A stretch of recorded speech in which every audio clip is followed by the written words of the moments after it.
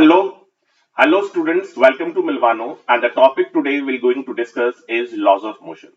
Laws of motion is very important if we are considering mechanics and electromagnetics because we are going to draw free body diagram and we are going to study how to draw free body diagram and how a force act on a body.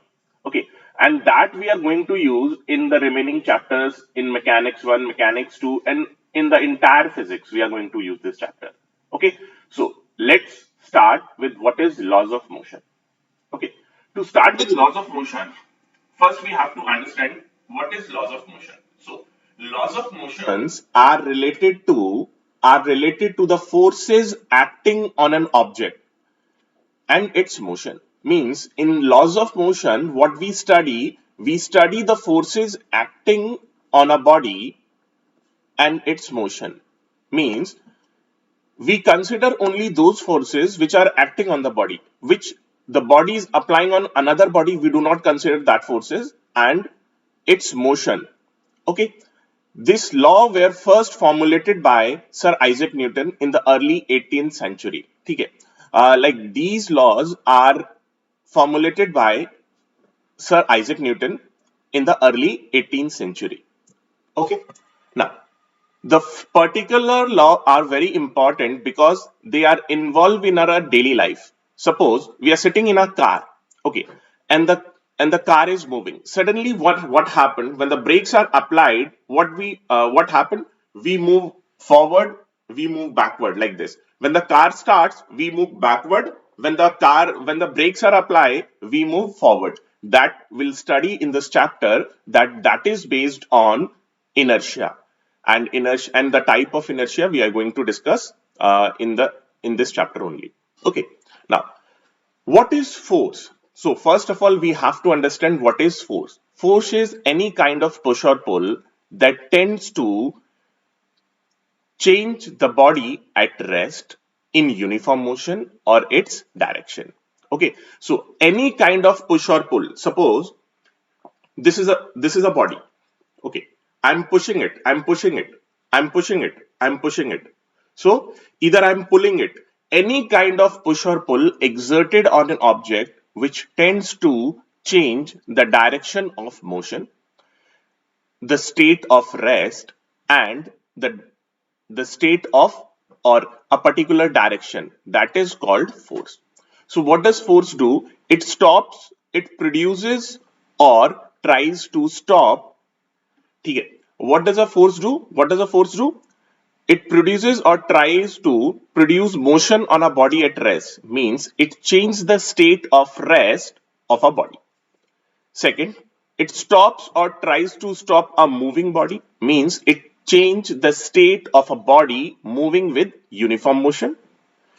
Change or tries to change the direction of a body, means it changes the direction of body. And later on this chapter we'll understand these are the type of inertia. Inertia is of three type. First is inertia of rest, the second one is inertia of motion, the third one is inertia of direction, and fourth, it produces a change in the shape and size of the body. This fourth point is also very important. Means what does force do?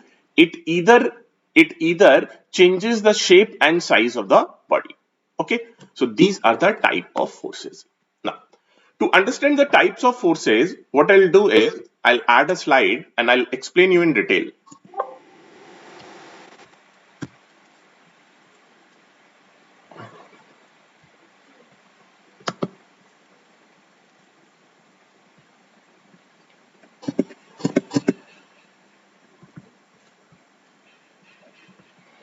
Okay, to understand the types of forces,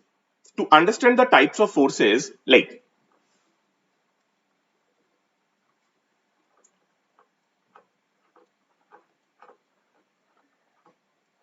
types of forces. Okay, so types of forces can be broadly classified into two categories. One is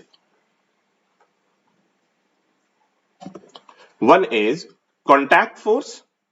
One is contact force. Okay, The second one is non-contact force. Non-contact force means, see, there are many ways by which we can differentiate forces, but the main two types are contact force and non-contact force. Okay, what is contact force? As the name suggests, contact force means for these forces to apply, the contact between two bodies is necessary. So we'll say for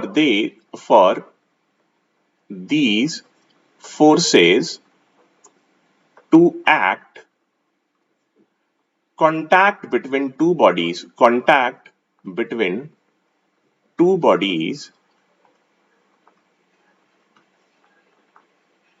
is required. Okay, so contact force are those forces which comes into existence when two bodies are in direct contact. Okay, so the example of these forces are, the first one is friction, which we're going to discuss in this chapter only. Okay, the first one is frictional force, is a contact force. And the second one is very important, that is normal reaction. Normal reaction is also a contact force, beta. Okay, so there are two type of forces mainly which we are going to study in this chapter. There are many contact forces. Okay, but the two main contact force which we are going to discuss in this chapter are friction and normal reaction. Now, non-contact forces are those forces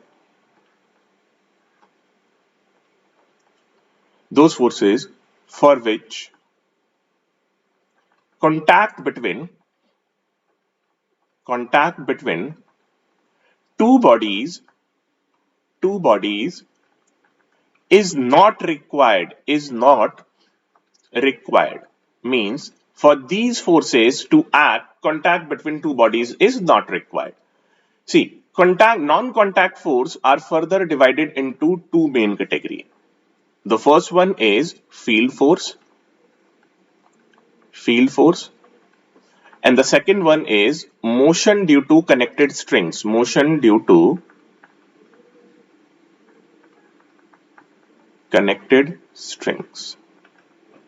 means field force, field force are of three types. The first one is gravitational field force,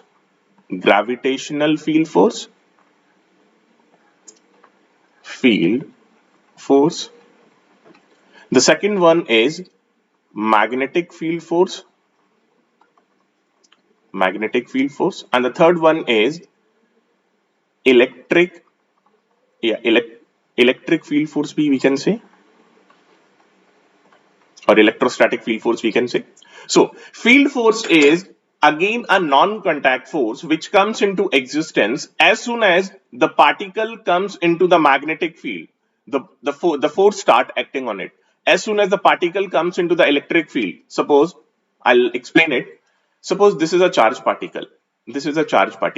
Okay, we bring another charged particle of magnitude q naught. This is charged particle q. As soon as this is the region of electric field of charged particle capital Q. Okay, as soon as this charged particle will come into the region of electric field, in the electric field of charge capital Q, a force will start acting on it. So these two charged particles are not coming in direct contact, but as soon as it will come into the field of another charge, the force will start acting on it. Okay, the similar case is gravitational field force. Okay, and the similar case is of magnetic field force. So these are also non-contact forces. Now, there is one more interesting type of force that is called motion due to connected string. Means we are not applying directly force on the body. What we are doing, we are applying force on a rope or a string, and the body is and the force is and the body is connected to that string, and the force is indirectly acting on it. Suppose what you do when you fetch water from a well, what you do? Suppose this is a block. It is connected to this string. Okay, I'm applying force on this end of the string. I am applying force on this end of the string. Since this string is connected to this mass, so this mass will also move up.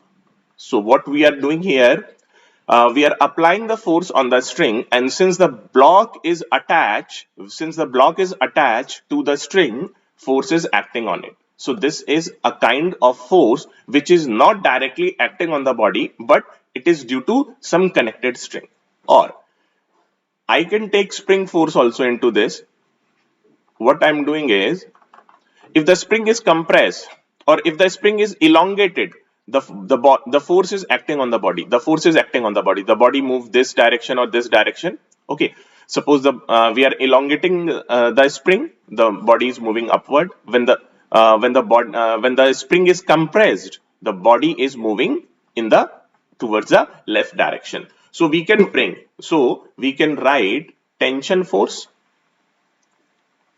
The first thing is motion due to connected string is tension force, comes into this category, and we can write spring force also into this category, spring force. Okay.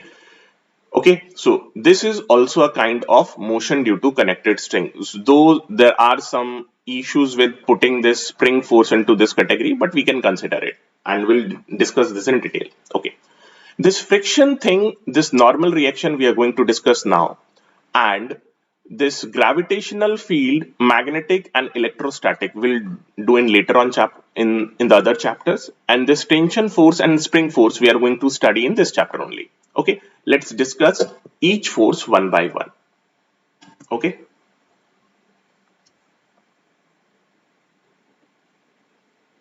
Okay. Fidain Ahmad, hello sir, I'm watching from Assam. Okay, welcome. Hi Manshi, how are you? And Fidain Ahmad, welcome Fidain. Okay, so this is the kind of thing. Now we'll discuss one by one each of the forces. The first is normal reaction. See guys, this is not a theoretical chapter that we just discuss about the force. We have to discuss the nature, how the force will act on a body. So we have to discuss each and everything in detail. Okay. The first thing is normal reaction. Normal reaction. Trust me, you will understand the chapter. You will understand the real essence of this chapter.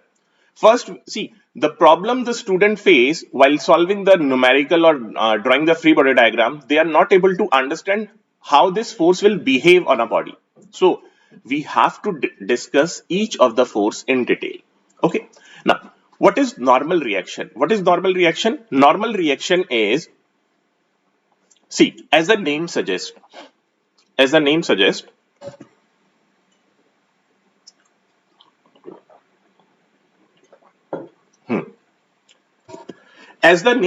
normal. Normal means perpendicular.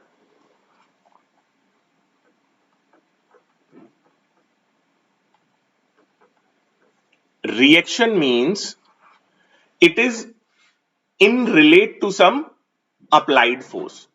Okay, so what is normal reaction? Normal reaction is this force comes into picture when two bodies are in contact. Means whenever two bodies comes in contact, this force start acting. Okay. Now, this force is always perpendicular. This force is always perpendicular to the surface in contact. Surface in contact means this force will always perpendicular to the surface in contact. The next thing is it is represented by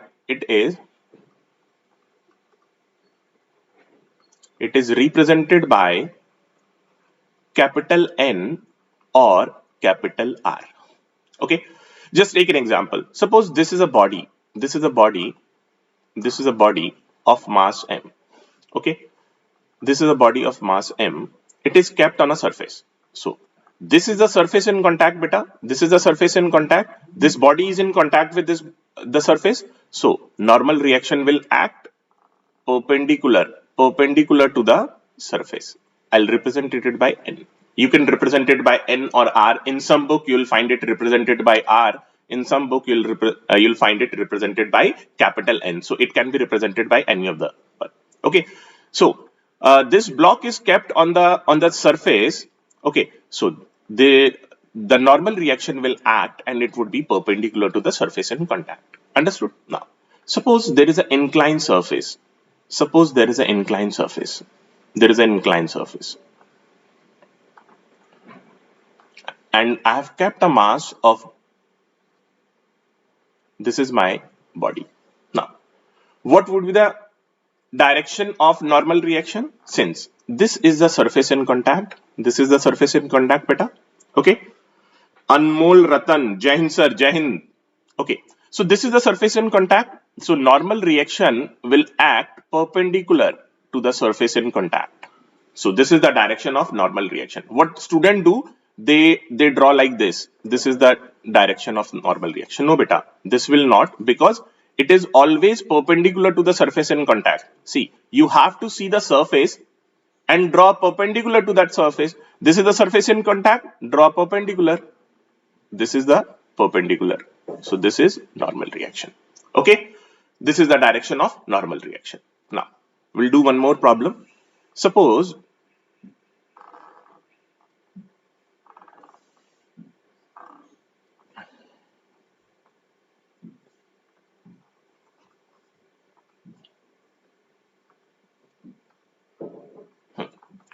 this is a circular ball. Okay. This is kept like this between two walls. Okay. Okay. Yeah. So guys, if you have you're facing any problem anywhere, you just write me in the chat box. Okay. Yeah. So what are the surface in contact? This is the surface in contact and this is the surface in contact. So here two normal reaction will act. One is perpendicular to the surface in contact. This is, I'll call it N1. This is the surface in contact, and N2 would be in this direction. So this would be the direction of N2. So this particle will be subjected under two normal reactions, since there are the ball is touching the walls at two positions. So there would be two normal reactions. Okay. Now there is one more interesting part we can discuss like this. Suppose this is a block which is kept on a ground, and there is another block which is in contact with the previous block. Okay. Two blocks M1 and M2 are in direct contact and they are kept on the surface. Now just stop the video and you draw the free body diagram. You draw the reaction forces. Now I'll draw it. Since this M1 is kept on the ground, so this is the surface in contact, beta. M2 is also kept on the ground, so this is the surface in contact. Now also M1 and M2 are in contact with each other, so this is also the surface in contact. So what are the normal reaction?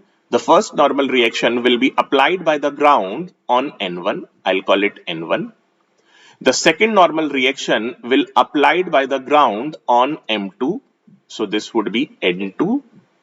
Okay. Now, these are the normal reactions applied by the ground on M1 and M2, since they are placed on the surface. Now, M1 and M2 are also in direct contact with each other. So what M1 will do, M1 will apply a normal reaction N on M2.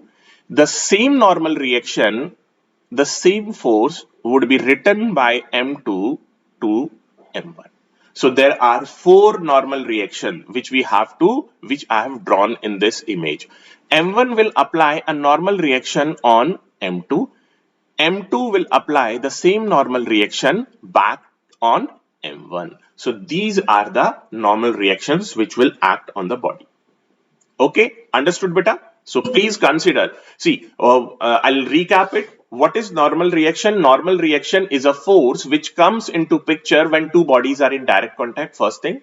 The second thing is the force is this force is always perpendicular to the surface in contact. This you have to remember, perpendicular to the surface in contact, and it is represented by capital N or R.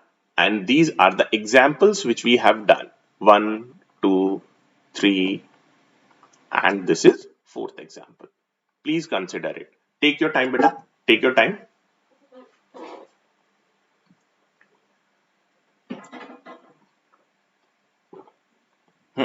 Now, the second type of force. So this one we have done normal reaction. Okay. Now, the second type of force which we are going to discuss is weight force. This is very important, beta. The second force is weight force. Okay, the second force is weight force. What is weight force? Weight force is a product of weight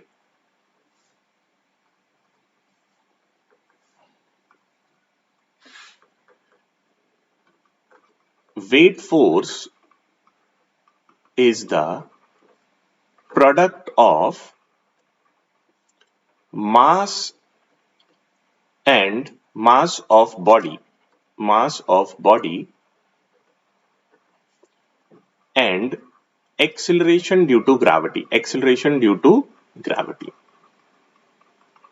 Okay, so weight force is equal to the product of mass and acceleration due to gravity. Understood? Okay, its SI unit is Newton. Since it is a force, its SI unit is Newton. Okay, weight force is not constant.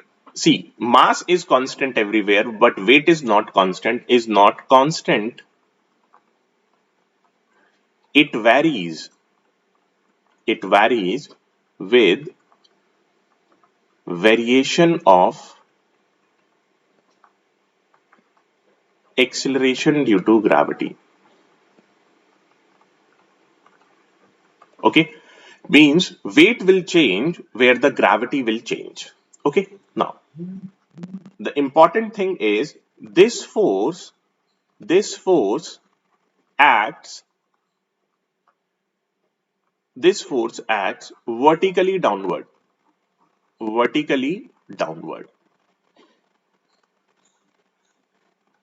Okay, downwards. Okay, now coming to this first image. Since this body is kept on a surface, normal reaction will act. But in the same way, since this body is kept, there would be a weight force which will act vertically downward. So the weight force will act vertically downward, and the magnitude would be m into g. Suppose the mass of the body is capital M. So the weight will act vertically downward, and that would be equal to m into g. Understood, beta? See, this is a block of mass small m. Weight generally act from the center of gravity. Okay, for a symmetrical body, geometrical center is the center of gravity. For unsymmetrical body, it is different. So we are drawing all the symmetrical bodies. So weight will act vertically downward. So the direction of weight would be mg in this direction. What the student do? They draw in this direction. That is wrong, beta. They draw in this direction. That is wrong. So please avoid such mistake. Okay, so this is the direction of weight. Okay, on this body. Now here, what would be the direction of weight? Weight will act for m1. This would be the direction of weight m1g. For m2, from the geometrical center, it will act m2g. So these are the direction of weight force on these bodies, which we have already discussed. Okay, please consider it. Beta. Okay, now Now,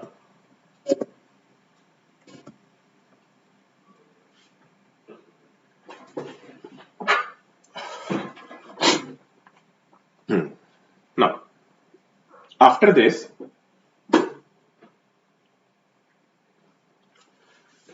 we'll discuss what is the difference between weight and mass. As you all know, what is mass, beta? Just let me add one more slide.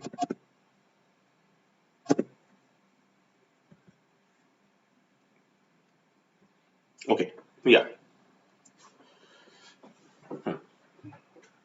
So, the next thing we have to discuss is what is mass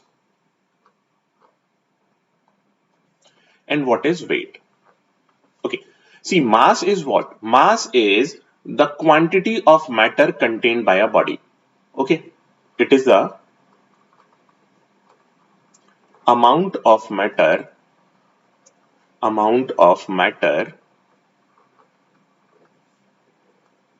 contained by a body.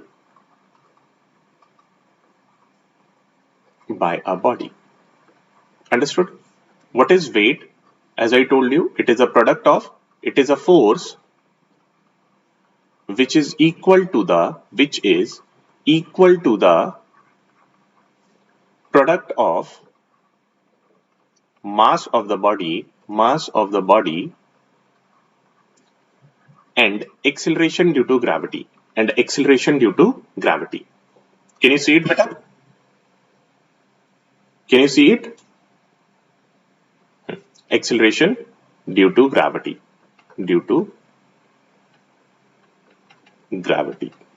Understood? Okay. It is equal to the mass of the body and acceleration due to gravity. Okay, this is weight. Now, okay. Now, the second thing which we have to discuss is it is represented by its SI unit is kg. Mass, the SI unit of mass is kg. The SI unit of weight is Newton. Okay. Mass is constant everywhere.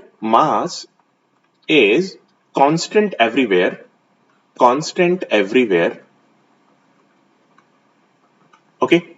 But weight is not a constant.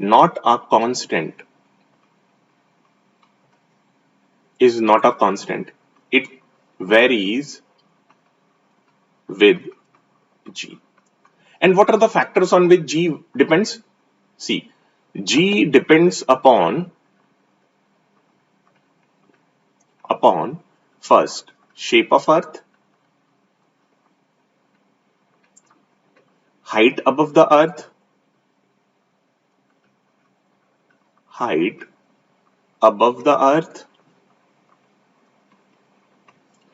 third, depth below the earth,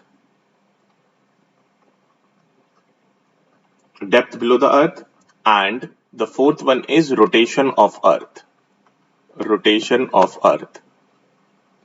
So these are the factor on which G depends. So force will also, or I'll say weight will also depends upon these factors. Means weight will change on these factors. Okay, beta? Okay, so these are the difference between mass and weight. Okay. Okay, let's discuss the next force, that is tension force, that will do in a while. Okay. Now, coming to fundamental forces. Okay.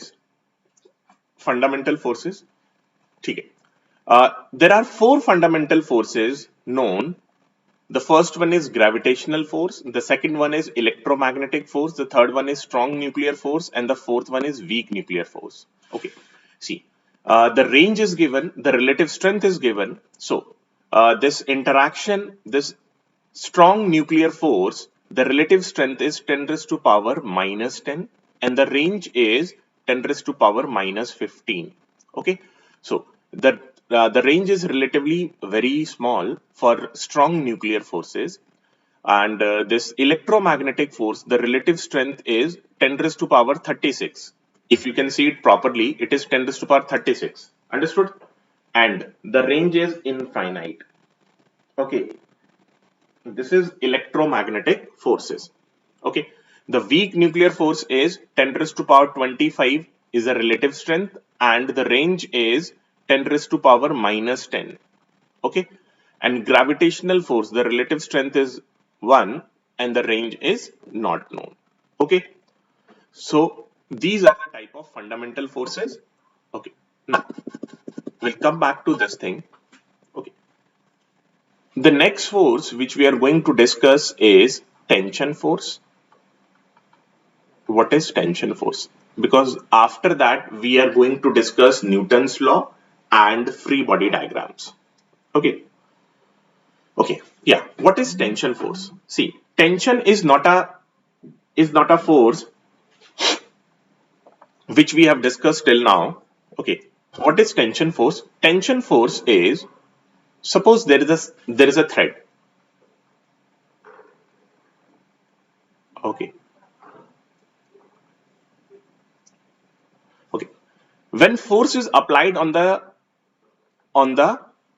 rope, this is the end of the rope. Okay, when force is applied on a string, then this force comes into existence. So tension is, इसे हिंदी में कहते हैं, if you know in Hindi, it is called तनाव or खिंचाव.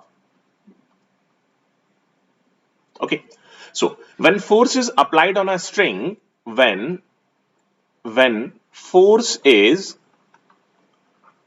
applied on a string,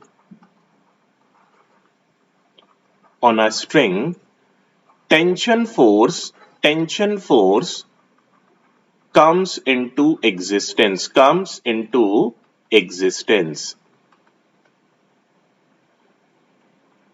Okay, this force comes into existence. So we can say that, in other words, tension is the force of string, force developed in the string.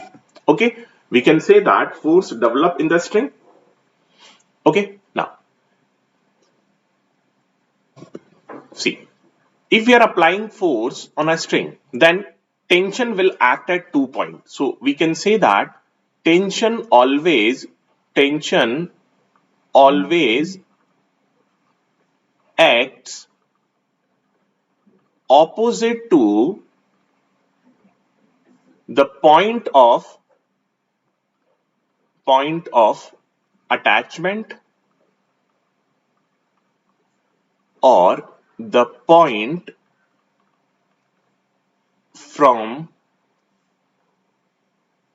which the string is attached to a body. String is attached to a body. Means tension will always act in opposite direction, to the point of attachment. See, this is the point where the force is acting. Understood? This is the force. Okay, I'll draw a different diagram. Consider this. A block is hanging through a string from a ceiling. Okay, now in this case, if you read the this thing, tension always acts opposite to the point of attachment. What is the point of attachment? Here, this is the point of attachment and this is the point of attachment.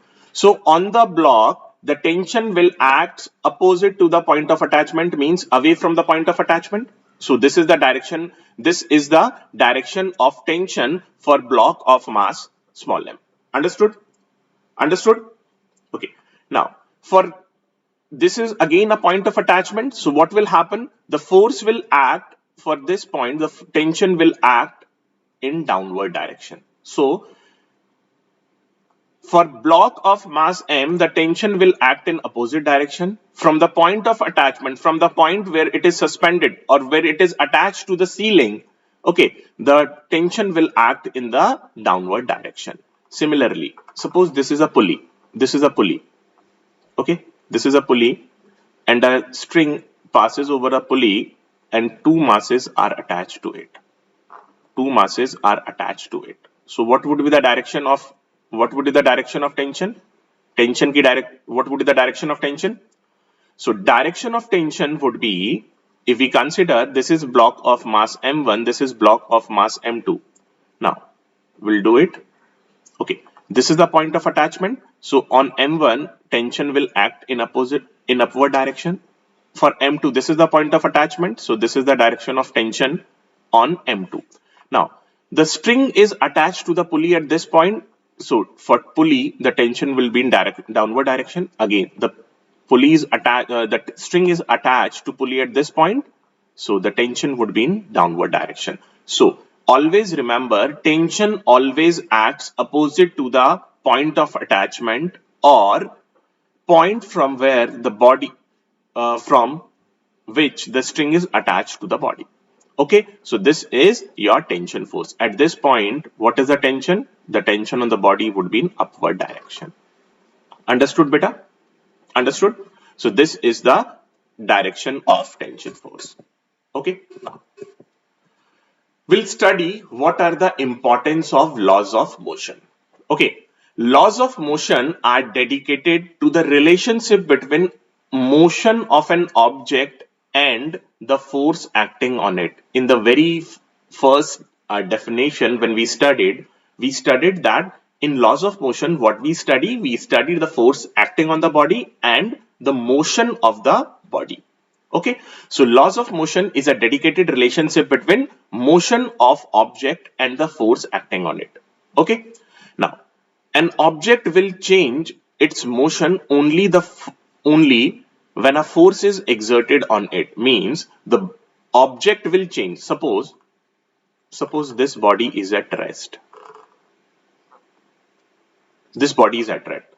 Until and unless we are not applying any force on it, whether I'm pushing it or whether I'm pulling it, until and unless I'm not applying any force on it, okay, this body will remain at rest. So if we have to change the motion of the body, if we have to change the state of body, we have to apply a force on it.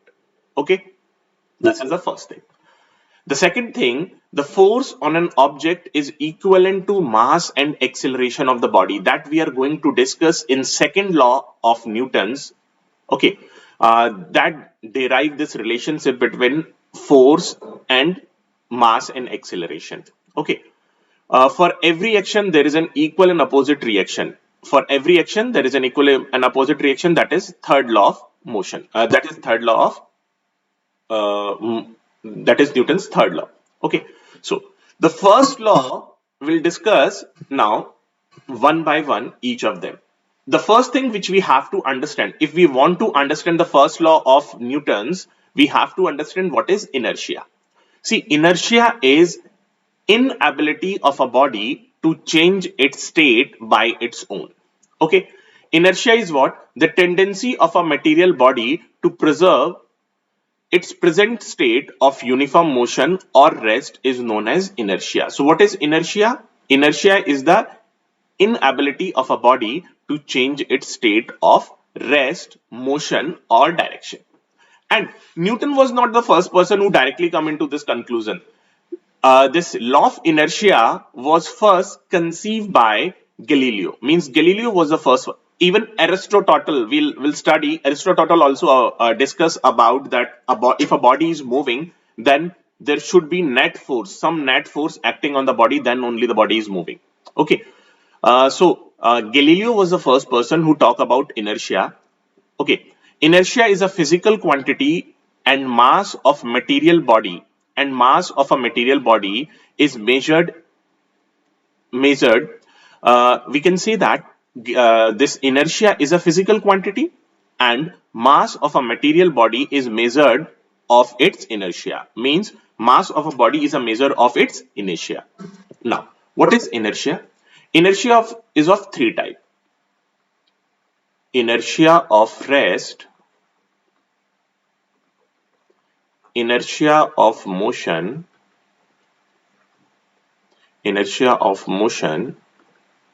and inertia of direction.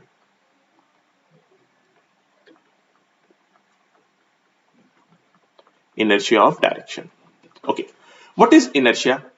Okay. What is inertia? As I told you, see, the first thing which we have to understand in this chapter is inertia. What is inertia? Okay. If you understand this inertia, this law is easily understanding. You can easily understand this law. If you don't understand what is inertia, you won't understand what is. So what is inertia? Inertia is inability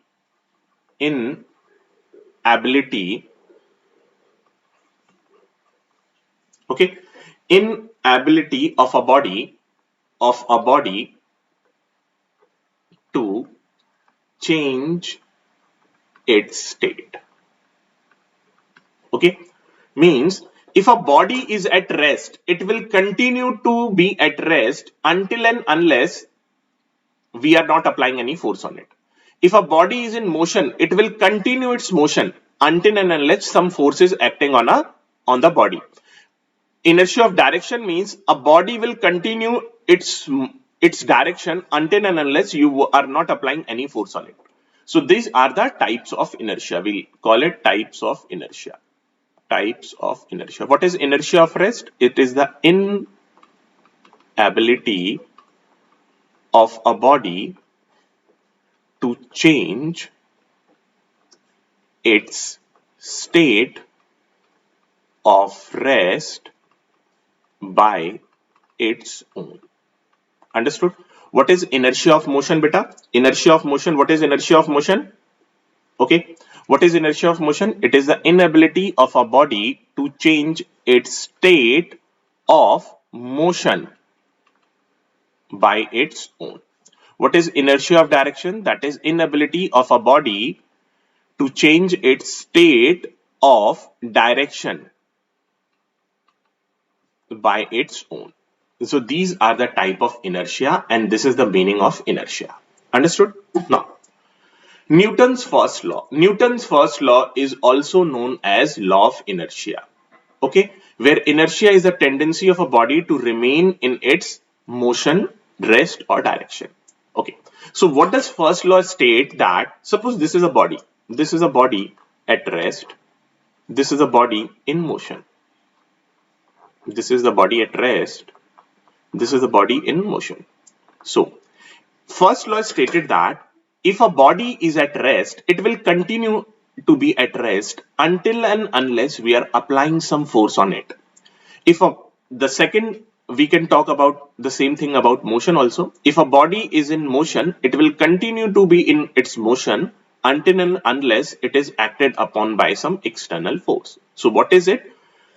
Newton's first law: every material body has a tendency to preserve its state of rest or of uniform motion in a straight line unless it is compelled to change its state by external force impressed on it.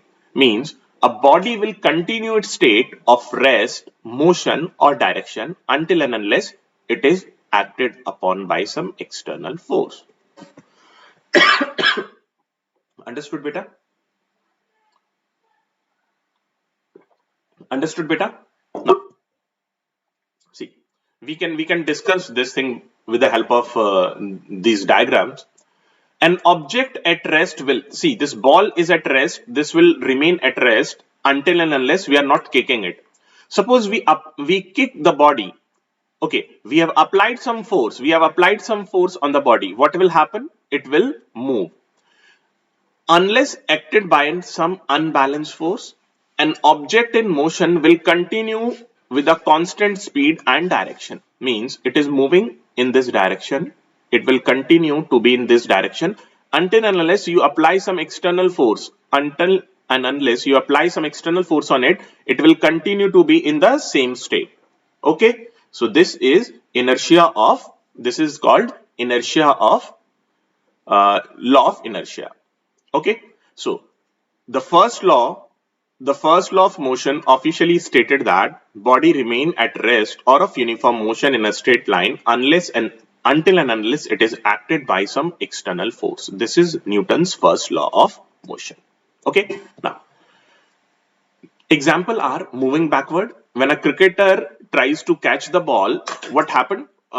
You all have come across this thing. You when you catch something, what you do when the cricketer is catching the ball, what he do? He don't catch like this. He catch like this. Okay.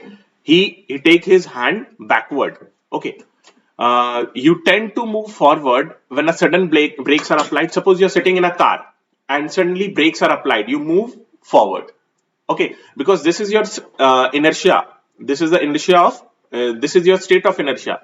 But when the motion has been changed, when the brakes are applied, what you do? You move forward. And in the same manner, when you're sitting in a car at rest, when suddenly the acceleration is given, and the sudden when suddenly the car start moving, or suddenly the train start moving, what you do? You fall backward. You move backward. Okay, this is because of the inertia. Okay, the both state of rest and uniform motion of the body object implies zero acceleration. Thus it can be stated that if net external force on a body is zero, its acceleration is zero. Acceleration can be non-zero only if there is net external force. Yeah, see, this we are going to discuss in after second law of Newton's. Okay,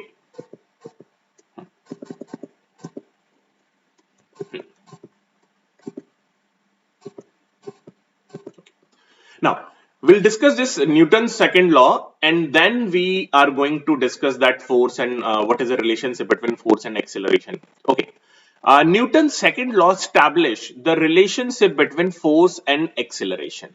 Okay, Newton's second law stated that rate of change of linear momentum is directly proportional to the applied force and is in the direction in which the force acts.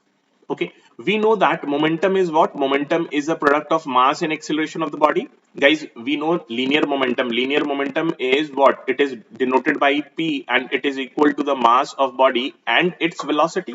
Okay. Now, this second law state about rate of change of linear momentum. So rate of change of linear momentum would be equal to dp by dt. Understood? This would be equal to dp by dt, rate of change of linear momentum.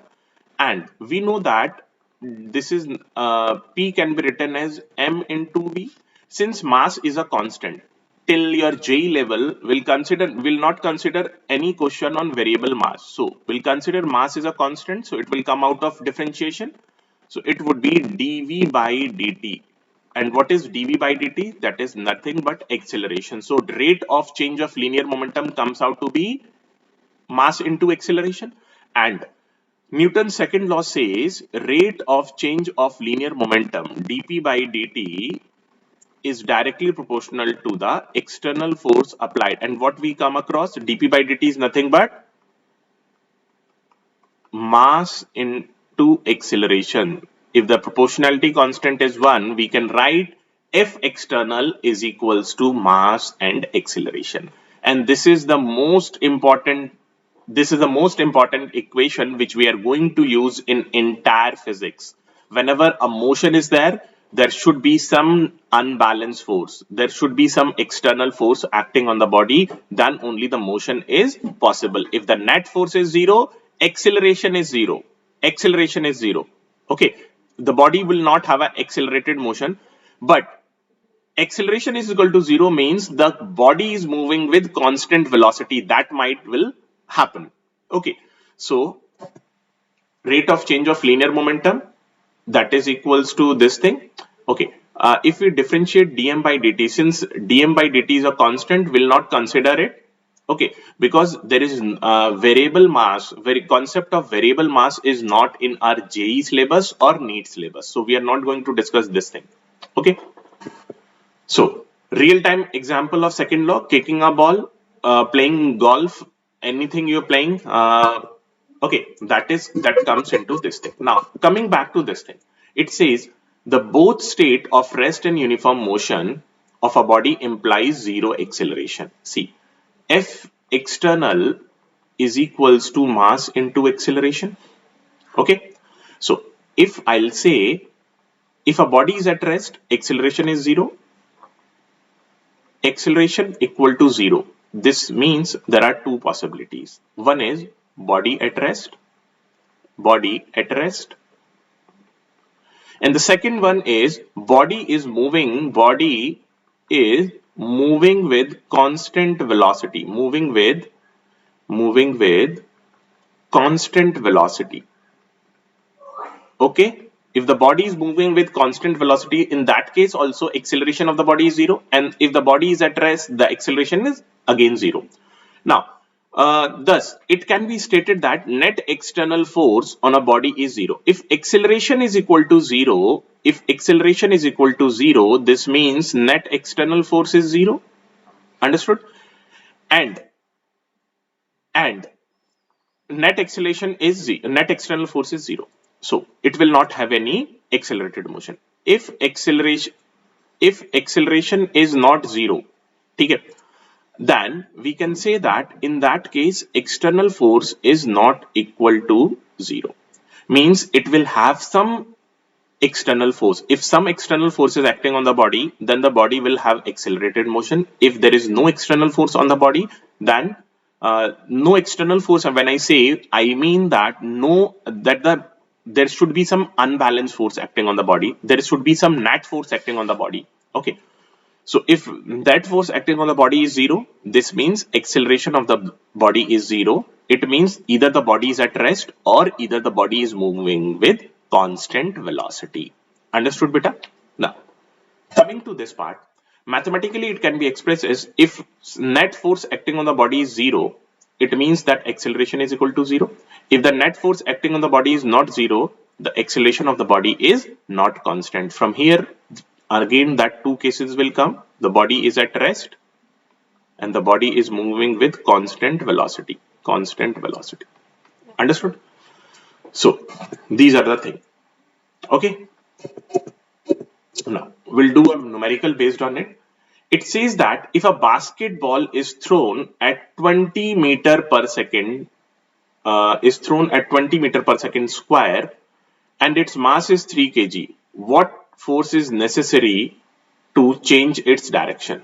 Okay, see, we know that net force is equals to mass into acceleration. Okay, see, suppose a body is moving in this direction, it has a force of x Newton. So to change the direction of this force, we have to apply any force equal to or greater than that force. So we'll write what is the mass. Mass of the body is 3 kg, and what is the force? What is the acceleration? Acceleration is 250. So it comes out to be 750 Newton. Okay, 750 Newton means we have to require 750 Newton of force to change. Any force equal to 750 and more than 750 will change the direction of motion. Understood?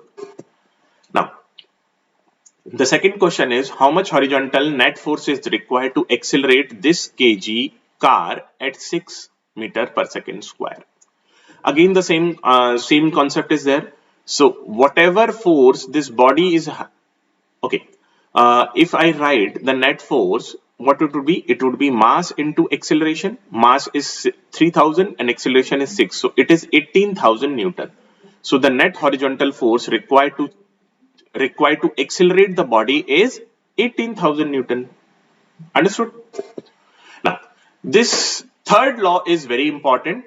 It states that the third law of motion states that for every action there is an equal and opposite reaction. Okay, the particular law is about symmetry in nature and state that force occur through interaction. Suppose this is a seesaw. You have been to this seesaw.